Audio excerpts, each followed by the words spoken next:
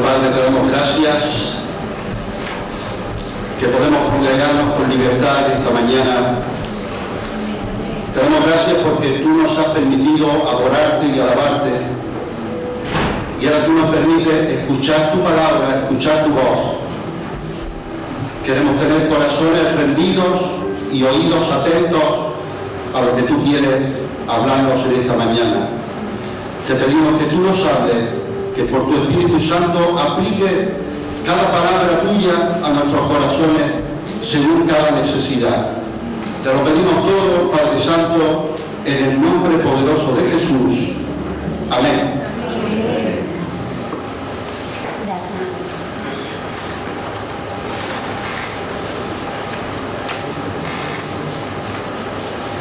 Muy bien, en esta mañana quiero compartir una parábola que enseñó Jesús, que creo que todos conocemos, pero siempre habrá algo que el Señor nos quiere enseñar, porque sus palabras son espíritu y son vida. ¿Cuánto dicen amén? Y su palabra es útil para enseñar, para instruir, para redarguir, para corregir. Su palabra es como espada de doble filo, ¿verdad?, que penetra hasta lo más profundo y recóndito del corazón y hace la obra para la cual Él la envía. ¿Alguien dice amén? Parábola del Hijo Pródigo. Lucas capítulo 15, versículos del 11 al 32. Dice así el Evangelio. También dijo: un hombre tenía 2 hijos. Y el menor de ellos dijo a su padre: Padre, dame la parte de los bienes que me corresponde. Y le repartió los bienes.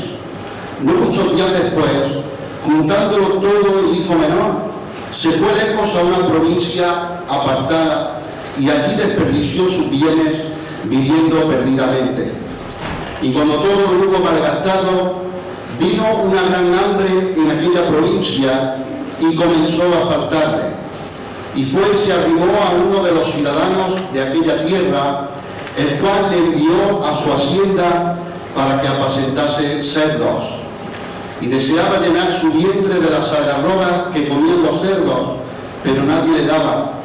Y volviendo en sí, dijo: ¿cuántos jornaleros en casa de mi padre tienen abundancia de pan, y yo aquí perezco de hambre? Me levantaré e iré a mi padre y le diré: Padre, he pecado contra el cielo y contra ti, ya no soy digno de ser llamado tu hijo, hazme como a uno de tus jornaleros.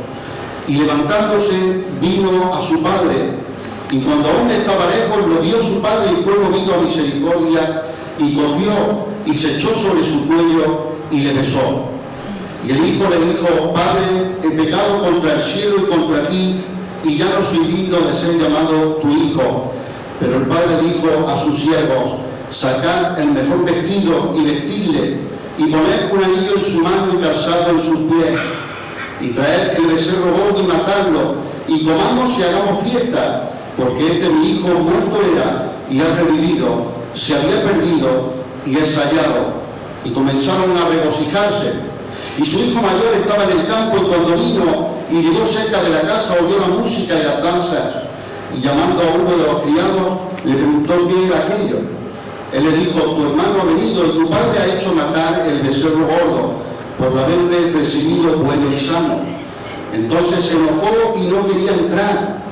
Salió por tanto su padre y le rogaba que entrase, mas él, respondiendo, dijo al padre: he aquí tantos años te sirvo, no habiéndote desobedecido jamás, y nunca me has dado ni un cabrito para gozarme con mis amigos. Pero cuando viene este tu hijo que ha consumido tus bienes con rameras, has hecho matar para él el becerro gordo. Él entonces le dijo: hijo, tú siempre estás conmigo y todas mis cosas son tuyas. Mas era necesario hacer fiesta y regocijarnos, porque este tu hermano era muerto y ha revivido, se había perdido y es hallado. Que el Señor bendiga su palabra. Bien, quiero compartir acerca de estos 3 personajes que tenemos en esta parábola. En primer lugar, vamos a ver acerca del hijo menor, que representa a los publicanos y pecadores. Según la ley judía, había una forma de repartir la herencia y el primogénito debía recibir 2/3 partes y el segundo el resto. A veces se repartía la herencia antes de morir el padre, pero en este caso lo que vemos es una actitud y un trasfondo feo y malo.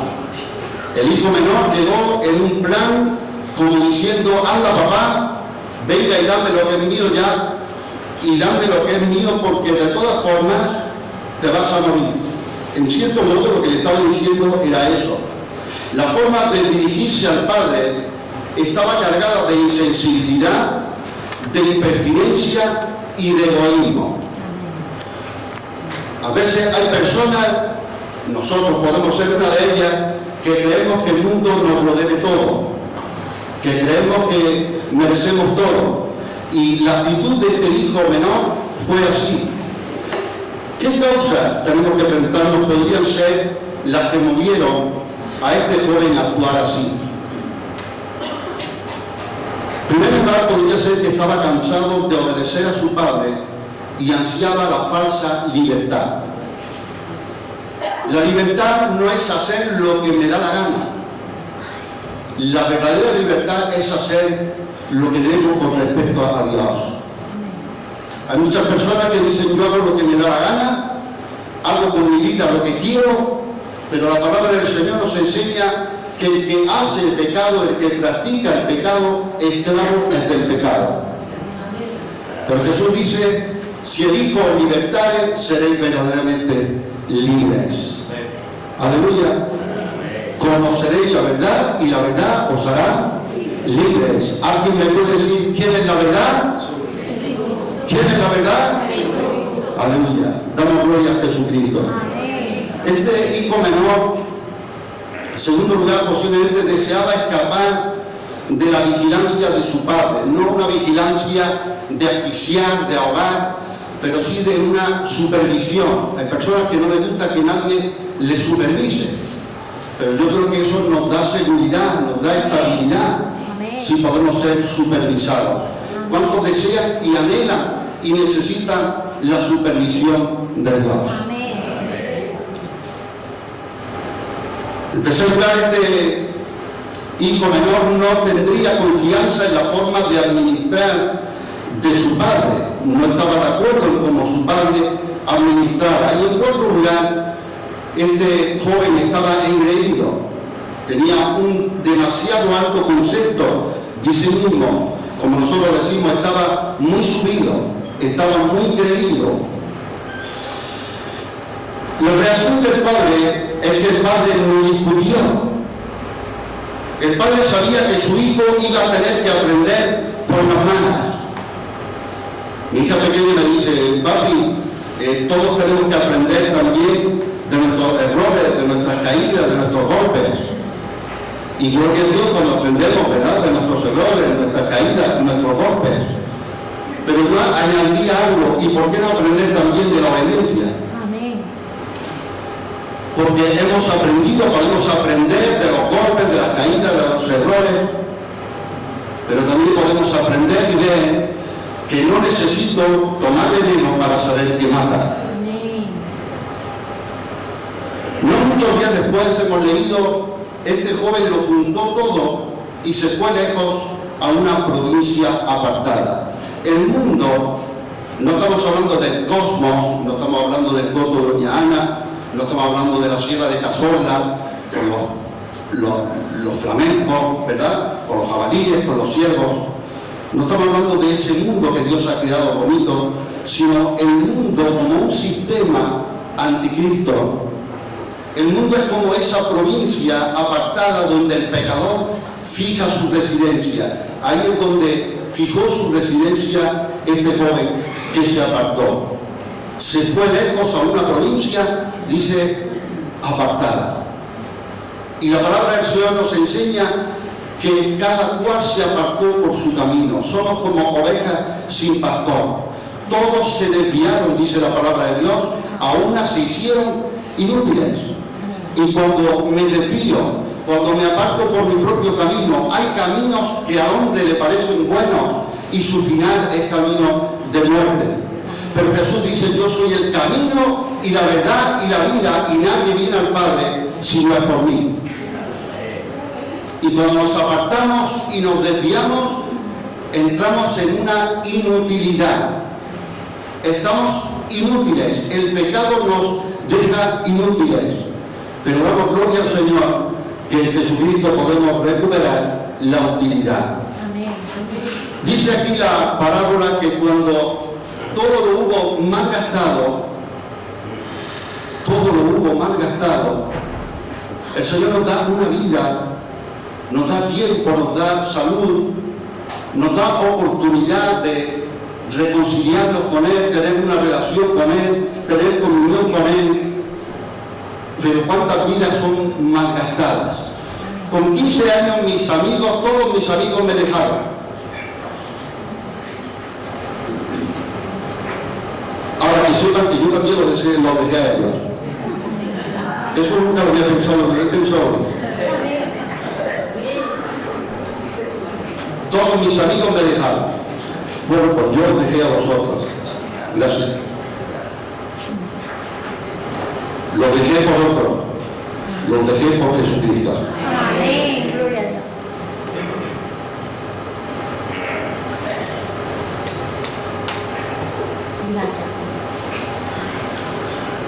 Decía también una frase que siempre se me ha quedado grabada y me gusta, y es que la historia del hombre, de la humanidad, se resume en 3 palabras: generación, degeneración y regeneración.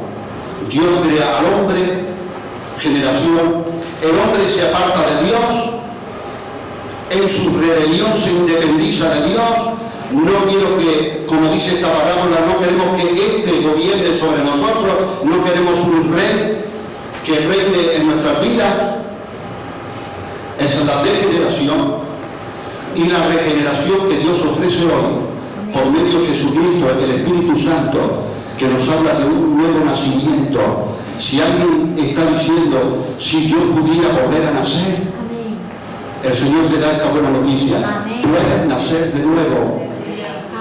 La obra del Espíritu Santo en ti, en mí, puede hacer que podamos nacer de nuevo. No es voluntad de carne, ni de sangre, ni de varón, no es por esfuerzos personales, no es por meritocracia, sino que es por la pura gracia de Dios. Es nacer de Dios, nacer de arriba, nacer del agua, nacer del Espíritu. Y eso es un milagro. El milagro del nuevo nacimiento, en el que tú podrás ir comprobando que ya lo que te atraía ya no te atrae, que lo que decías ya no lo dices, que lo que te atraía, que lo que hacías, que donde ibas, y ahora empieza la tendencia de un corazón nuevo a llevarte y encaminarte en la verdad de Dios.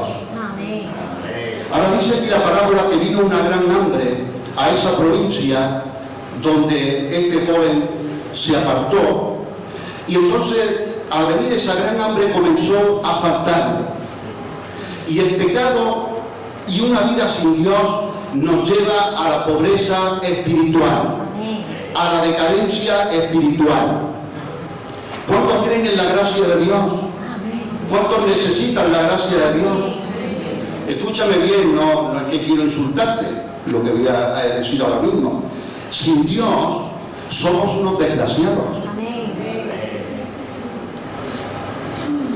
Necesitamos la gracia de Dios, el favor inmerecido de Dios, que nos da no lo que merecemos, sino que nos da vida eterna. La paga del pecado es la muerte, pero la dádiva, el regalo de Dios es vida eterna en Cristo Jesús.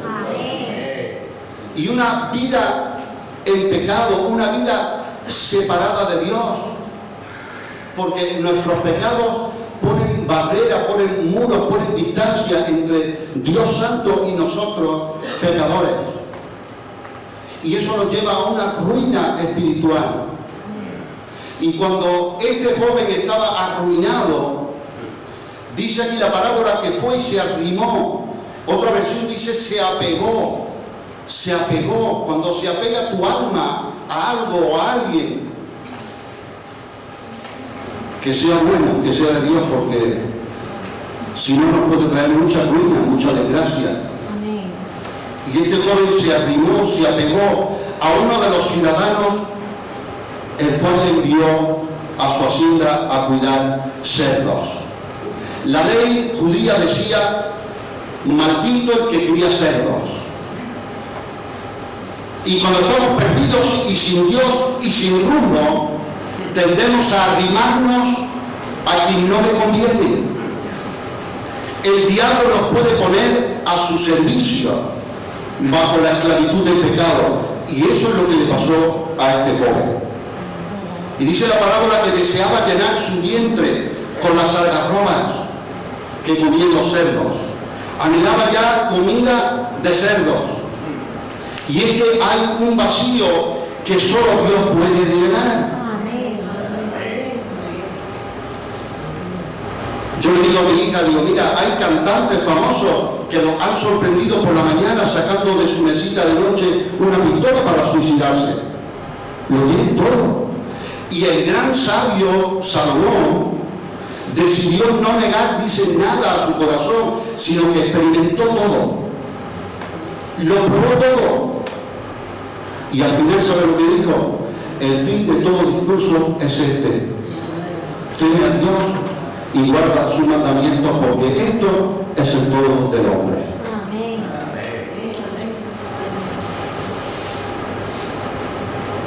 Ahora aquí vemos en el Evangelio que este joven, volviendo en sí, es que cuando no estamos en sintonía con nuestro Hacedor, con nuestro Dios, estamos fuera de sí. Cuando nos toma el pecado, cuando el pecado se enseñorea de la vida, como dice el apóstol Pablo, estamos fuera de sí. Escuché a un predicador una vez decir que el orgullo enloquece a las personas. Así que le pidamos a Dios que por su bendito Espíritu Santo podamos volver en sí. Señor, si estoy fuera de sí, quiero volver en sí. Que nuestros espíritus sean despertados a la realidad de la gloria de Dios y seamos conscientes de nuestro estado espiritual. Si yo me veo bien, no voy a ir nunca al médico. Pero si me veo que estoy, ¿verdad?, en una situación extrema en la que estoy perdiendo mi vida, como decimos los granaínos, me estoy muriendo a chorro, pues entonces vamos al médico y le decimos: estuve mal, doctor, ¿qué me pasa? Ya empezamos a preguntar qué me pasa a otra persona. ¿Qué te parece si le preguntamos a Dios en esta mañana? ¿Crees que Él es fiel, Él es digno, Él es poderoso, Él es glorioso para preguntarle: Señor, ¿qué me pasa? Amén. Vamos al segundo personaje, el hijo mayor, que representa a los religiosos y fariseos. El hijo menor se alejó de su padre por su rebelión y su pecado. Y el hijo mayor no entró a la casa por su religiosidad y autojusticia. Escucha esta frase porque es demoledora. Hay motivos que nos alejan de Dios y sus bendiciones. Y hay motivos que no nos dejan acercarnos y entrar. Repito, hay motivos que nos alejan de Dios y sus bendiciones. Y hay motivos que no nos dejan acercarnos y entrar. Yo hablo mucho con mi hija, joven, yo tengo que explicarle, digo, hija, que yo tuve 17 años también, y 18, y 19, y tuve que luchar contra el mundo y todo, ¿verdad? Y ella me dice: bueno, pero si esto no te aleja de Dios. Y yo le pregunto: ¿pero te acerca? Porque a veces pensamos, como esto no me aleja de Dios, como esto no es tan pecaminoso, tan feo, tan, ¿verdad?, tan ruidoso. No, pero si el diablo trabaja bien, ¿verdad?, con estrategias para alejarnos de Dios, o con estrategias para que no nos acerquemos. Y dice aquí la parábola que el hermano mayor, cuando cuando volvía del campo y oyó música y danza y escuchó que en la casa ocurría algo, que había una fiesta, dice que preguntó y un siervo pues, le dijo lo que estaba ocurriendo, que su hermano había vuelto, que habían hecho una fiesta, que el padre estaba súper feliz, todo esto. Entonces se enojó. ¿Cuál fue la reacción? Se enojó y no quería entrar a la casa. No era tan santo cuando le enojó y le dolió que su hermano fuese restaurado. Si me alegro de que otro esté mal para yo sentirme bien, es que algo no funciona. Amén. Y entonces el padre salió y le rogó, ven, intentó convencerlo, entra, y el hermano mayor le dijo al padre: he aquí que por tantos años te vengo sirviendo, no habiéndote desobedecido jamás. Y sabes una cosa, cuando no estamos bien en nuestro corazón, exageramos lo bien que hacemos las cosas. Este hermano mayor dijo: no te he desobedecido jamás. Bueno, eso es que lo dices tú, o que lo digo yo. Pero creo que un fruto que está en el árbol no dice nunca: hay que ver lo rico que estoy, lo dulce que soy, el color que tengo. Eso tendrán que decirlo los que muerden ese fruto y lo prueban. ¿Alguien dice amén? Nunca me has dado ni un cabrito para pasarlo bien con mis amigos, le dijo. Y aquí vemos la queja contra el padre. La queja contra el padre es una proyección. Muchas veces proyectamos nuestra amargura hacia los demás. Hacia los demás. A veces lo vemos todo mal, pero no nos planteamos quizás que el que está mal soy yo. Porque si la lámpara del cuerpo, que es el ojo, ese punto de vista, ese enfoque de visión, dice que está bien, que está lleno de luz, todo el cuerpo se llenará de luz. Pero si está en tinieblas, se llenará de tinieblas. Y la palabra del Señor nos dice que si la luz que hay en ti son tinieblas, ¿qué no serán las mismas tinieblas? Y cuando yo empiezo a ver y me quejo de todo lo que está mal y todo lo que está mal, yo tendría que plantearme: ¿y cómo puede estar bien? Si debería haber más santidad en la iglesia, ¿cuántos dicen amén? A lo mejor yo tendría que ser más santo, ¿no? Porque ¿cuántos son iglesias aquí? Entonces somos todos responsables, ¿verdad? Dijo de su hermano, mira qué interesante, dijo de su hermano que había gastado todo con ramera. Mira tu hijo este que se fue y lo ha desperdiciado, lo ha gastado todo con ramera. No sé si hay otras versiones que dicen lo contrario, o alguien me puede enseñar, pero yo lo que he leído aquí en esta parábola, eso de que lo gastó todo con ramera, lo dice él. Lo dice el hijo mayor. Y entonces agrandaba, este hermano mayor agrandaba, ¿verdad?, la caída de su hermano. Y se dirige a su padre y le dice: tu hijo, como si no fuese su hermano. Yo no sé si tú te has dado cuenta, ¿no? Al leer esto y anotar esto, me hizo ver, me he acordado que a veces cuando me enfado, le digo a mi mujer: ahí está tu hija, habla con ella. Ah, no va a reír, ¿eh? Vale. Ahí está tu hija. Ahí está tu hijo, habla con él. Pero, si este es tuyo.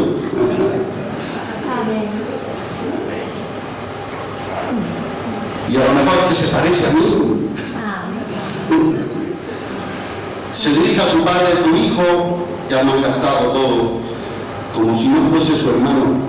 Aquí vemos la falta de misericordia, que no nos coge ese espíritu legalista, fariseo, religioso, y veamos la falta de misericordia y de amor, como le dice Jesús a los fariseos, a los escribas, y aprender lo que significa misericordia quiero y no sacrificio.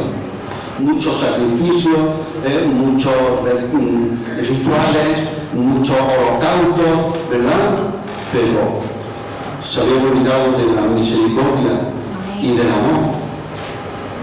Alguien dijo en cierta ocasión que cuando se va a escribir la biografía de una persona, para que tenga éxito y diga algo, dice, el que va a escribir la biografía de alguien tiene que o amar mucho a esa persona o odiarla mucho,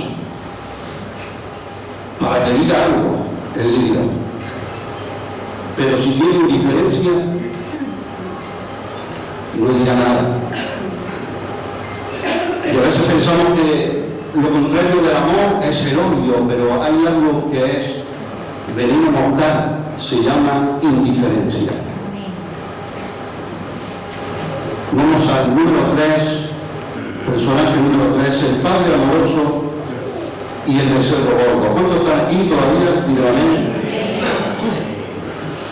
Podríamos pensar que el gran protagonista de esta historia es el hijo pródigo, ¿verdad? Parábola del hijo pródigo.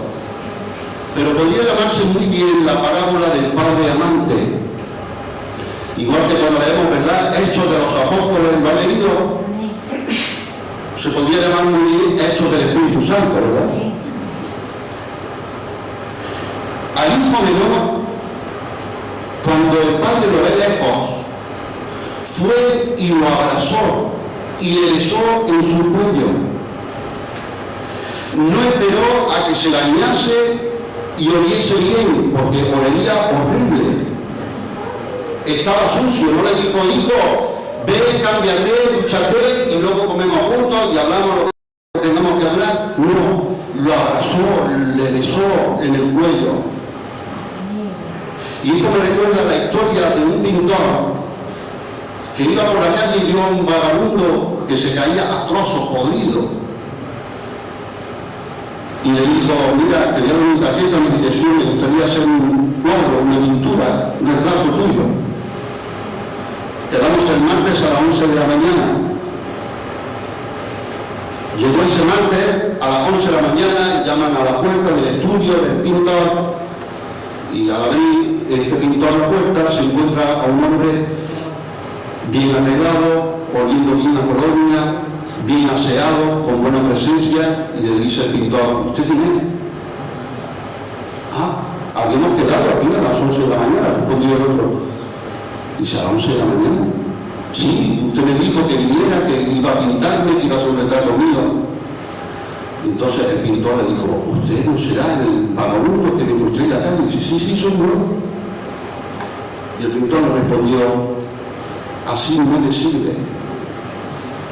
No me sirve para hacer la pintura que yo quería hacer, ni marcar los rasgos de una persona en necesidad, hecho polvo, sufriendo, triste, sucio. Y así es como tú y yo muchas veces venimos ante Dios. Queremos vestirnos de nuestras propias justicias, arreglarnos bien para el Señor. Como una chica que encontraron en la calle y le predicaron el Evangelio y le dijeron, ¿te quieres encontrar con Jesús? ¿Te quieres entregar a Jesús? ¿Quieres conocer a Jesús? Y dicen que ella respondió, dijo, sí, ¿por qué no? Espérate un momentillo, voy a pintar y nada más un poquito. Y esto es verdad, ¿eh? Y empezó a... No, sí, es que no se trata de maquillarnos. Amén.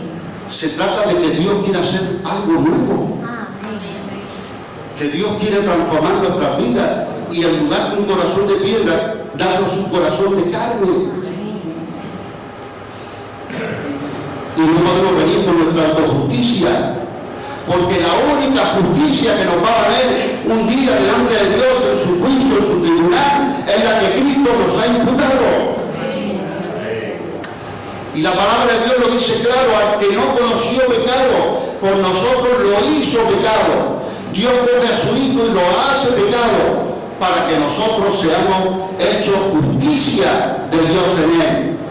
Porque justificados pues por la fe tenemos paz para con Dios por medio de nuestro Señor Jesucristo.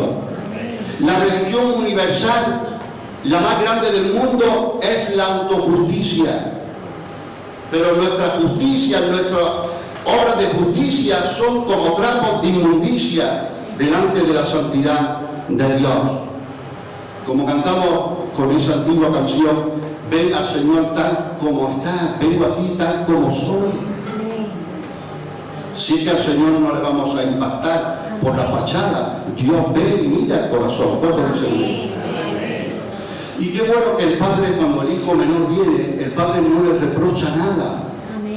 A mí me encanta ese versículo que dice, si alguno tiene falta de sabiduría, ¿alguno tiene falta de sabiduría?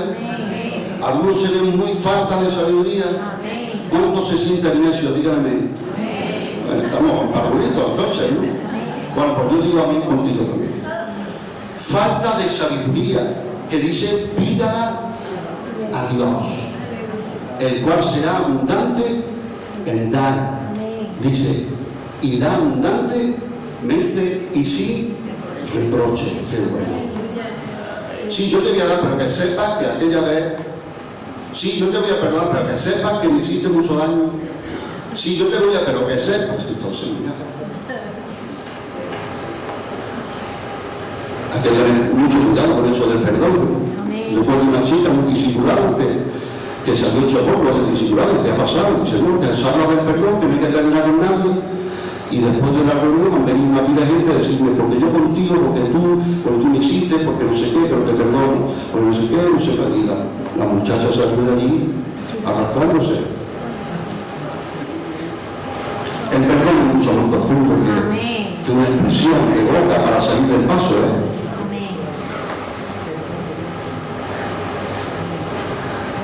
Yo mi hija cuando hace algo y repite algo y me dice perdón, digo sí, perdón, y luego a media hora lo mismo. Y luego yo me pregunto, digo, uy. Y si yo le pido perdón al Señor, yo digo, sí, luego viene y hace lo mismo.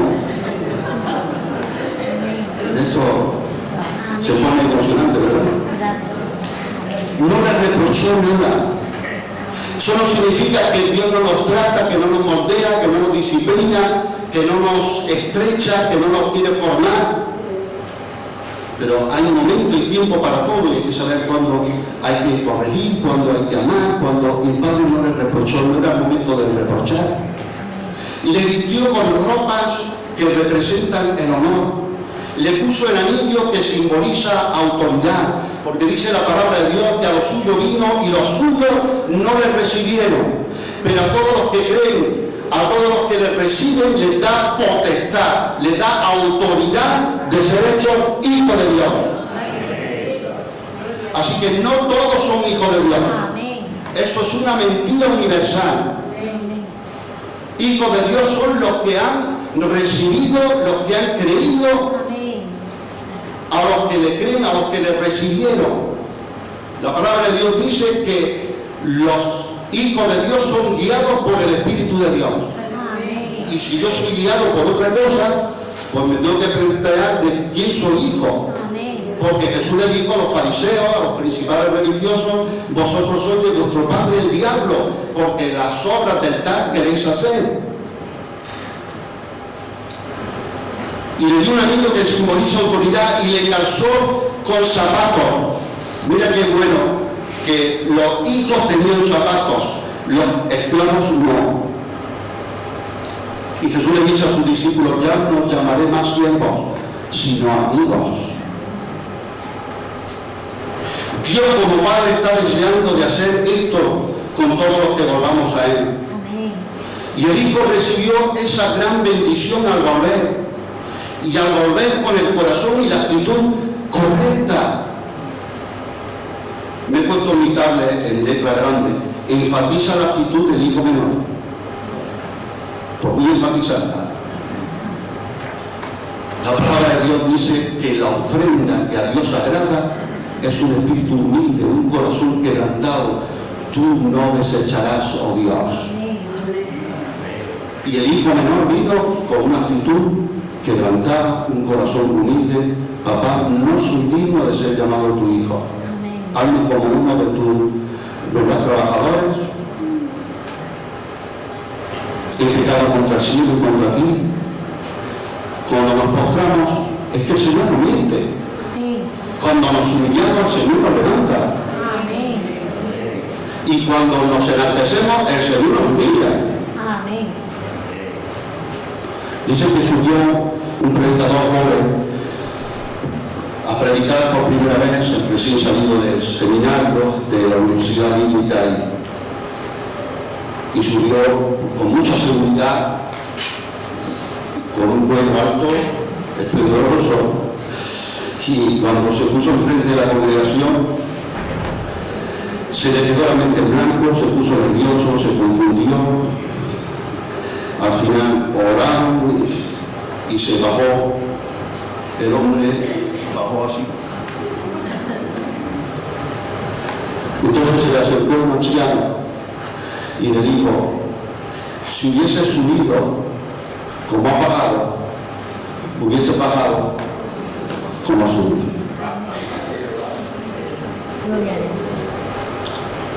Y el Señor dice: humillaos pues bajo la poderosa mano de Dios, para que Él os exalte cuando fuere tiempo.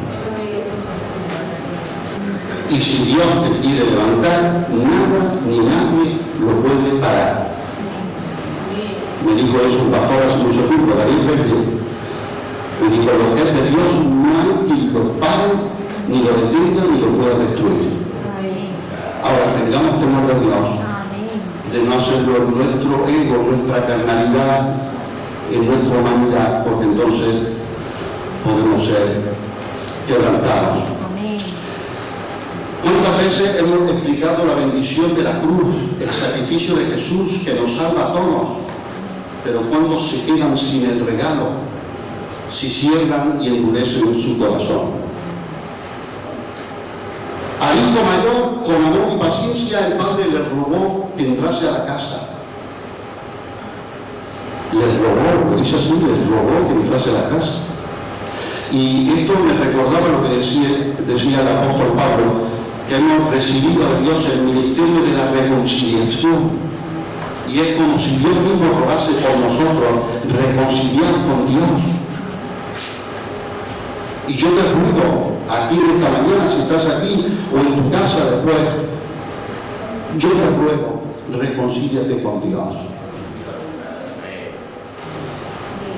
Le dijo: todo lo que tengo es tuyo. Tremendo. ¿Cómo trata Dios con sus hijos cabezones, inmaduros? Pero el hijo mayor tenía que decidir: ¿entro o no entro?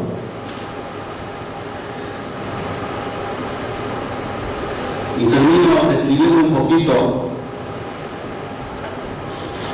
un personaje que podía parecer que pasa inadvertido, y es el Cordero Gordo, el mejor, el perfecto, el reservado para la ocasión más importante y especial.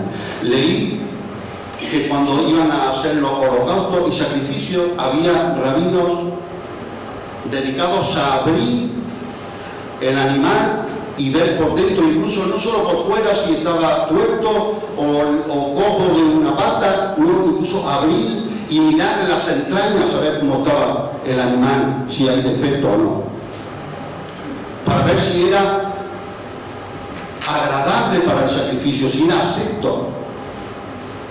Y damos gloria al Señor que Jesucristo es el Cordero de Dios que quita el pecado del mundo. No caigamos más, si Dios nos ha sacado de las tinieblas, trasladado de las tinieblas a su luz admirable. No vivamos más en ideas pasadas que nos atan, que nos dicen: tienes que hacer esto para ganarte el favor de Dios, para ganarte el amor de Dios. Cristo lo ha hecho en la cruz por nosotros. El apóstol Pablo decía: no desecho la gracia de Dios, porque si la justificación fuese por cumplir las obras de la ley, entonces por demás murió Cristo. Pero la iglesia en esta mañana dice: Cristo no ha muerto en vano. ¿Cuánto dicen amén? Cristo murió por mí. Cristo resucitó al tercer día. Cristo derramó su gracia sobre nuestra vida. Y es el único, era el único y es el único sacrificio perfecto delante de Dios. Se habían matado miles, millones de corderos, de becerros, de palomas, de animales en holocaustos, en el antiguo pacto, pero estamos en el nuevo pacto, el Nuevo Testamento, donde el que muere nos deja un gran el Nuevo Testamento, y es que Jesús derrama su sangre preciosa y su sangre tiene el poder para liberarme de mis pecados, hacerme limpio y hacerme santo. ¿Cómo dice amén?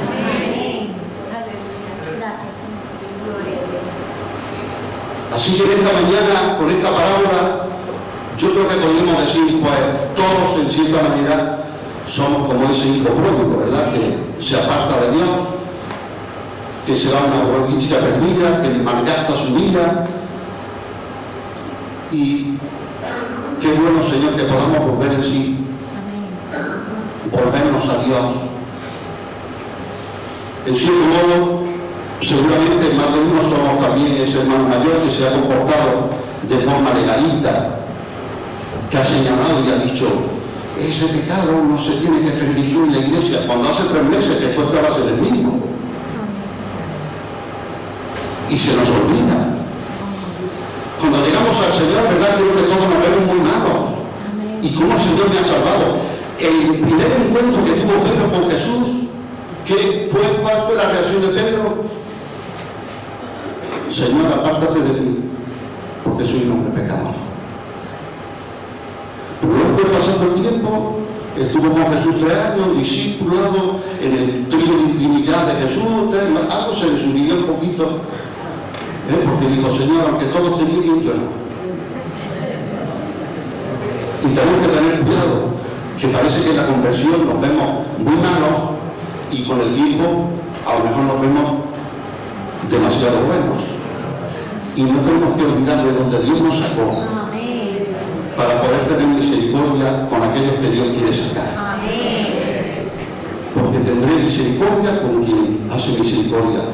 Bienaventurados los misericordiosos, porque ellos alcanzarán misericordia. Y juicio con misericordia será para aquellos que hacen misericordia.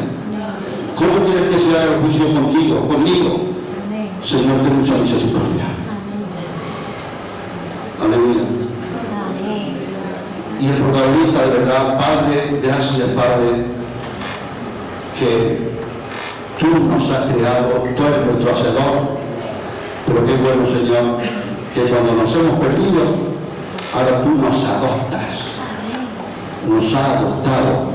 Hemos recibido el espíritu de adopción por el cual clamamos, ahora, Padre. Hemos cantado papá, ¿verdad? Hemos cantado papá.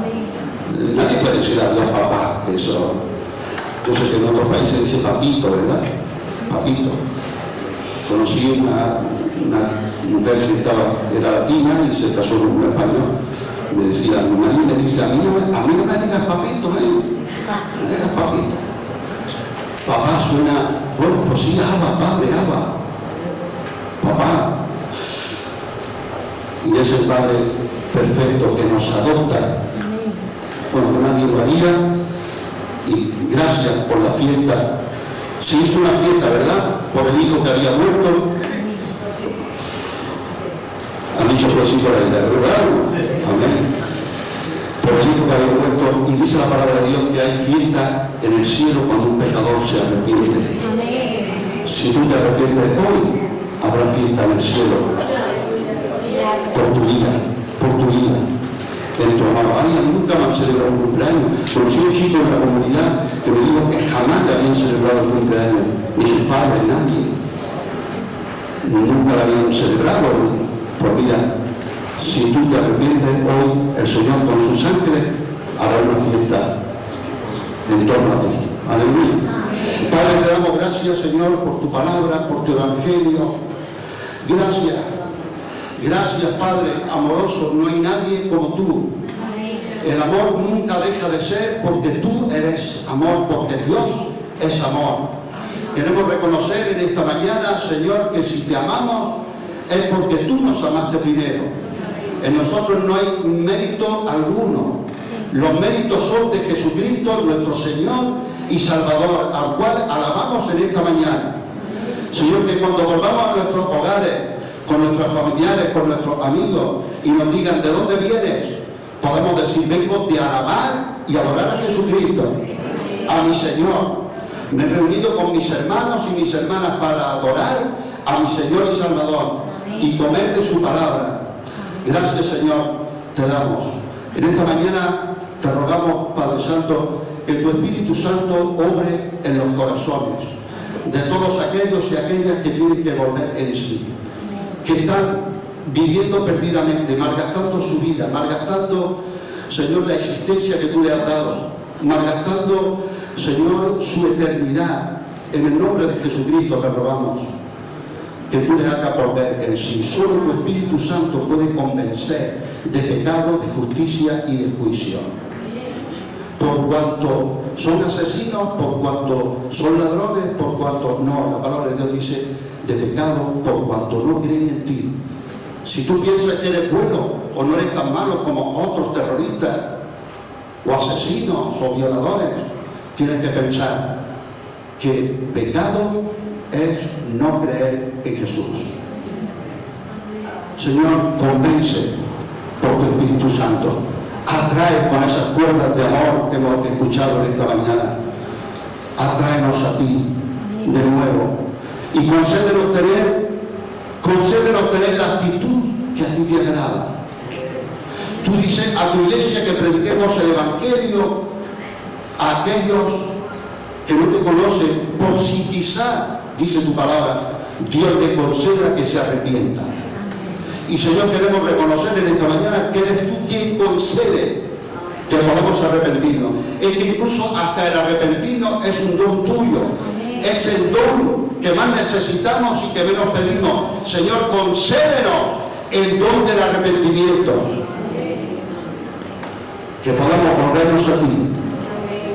Señor, líbranos también de ser como este hermano mayor, tener estas actitudes legalistas. Señor, danos un corazón que se goce con los que se gozan y que llore con los que lloran, Señor. Reconocemos que eso viene de ti. Nosotros todos estamos estropeados, estamos podidos en algo, estamos, Señor, truncados o lisiados emocional, espiritualmente en algo en nuestras vidas. Pero te rogamos, Señor, que tu Espíritu noble nos sustente, tu Espíritu Santo, tu Espíritu en nosotros, podamos, Señor, tener misericordia como tú tienes misericordia por nosotros. Podamos perdonar como tú nos perdonas y podamos mirar con amor como tú nos miras con amor. Reconocemos que eso no es nuestro, todo eso viene de ti. Y a ti te lo rogamos. No queremos ser legalistas, no queremos ser personas, Señor, que no tienen ese amor. Queremos aprender. Misericordia quiero y no sacrificio. Y en esta mañana queremos terminar dando la gloria, la honra y la alabanza al Padre de las luces. Padre nuestro que estás en los cielos, santificado sea tu nombre. Tú eres nuestro Padre, Padre de las luces, en el cual no hay sombra de mudanza, no hay variación. Tú no puedes negarte a ti mismo, Señor, tú eres siempre fiel. Gracias por Jesucristo, gracias por la ofrenda. Y el que ofreció la ofrenda, era la misma ofrenda. Gracias sean dadas por Jesucristo. Gracias por Jesucristo. Adoramos, levantamos el nombre de Jesucristo. Señor, tú le has dado a Jesucristo un nombre que es sobre todo nombre. Y ante ese nombre toda rodilla se doblará y toda lengua confesará que Jesucristo es el Señor. Y Señor, nosotros no queremos esperar a un juicio terrible para tener que hacer eso como todos los que quieran o no quieran lo harán. Nosotros queremos hacerlo voluntariamente porque te amamos y te adoramos. En el nombre de Jesucristo, gracias por tu palabra y confiamos que tu palabra salva, la palabra de Dios transforma y el Evangelio es poderoso, es poder de Dios para salvación a todo aquel que cree. El Señor te bendiga, saludaos en el amor del Señor, que tengáis una buena semana. Yo me voy a poner en la puerta porque una hermana me ha saludado antes del culto y dice, si no, luego no te pillo, que es muy difícil. Y es verdad que me cuesta a veces atravesar ya, pasar el segundo barco. Me pongo en la puerta, como ha dicho esta hermana, que te pueda pillar, el que quiera pillarme, porque me pille.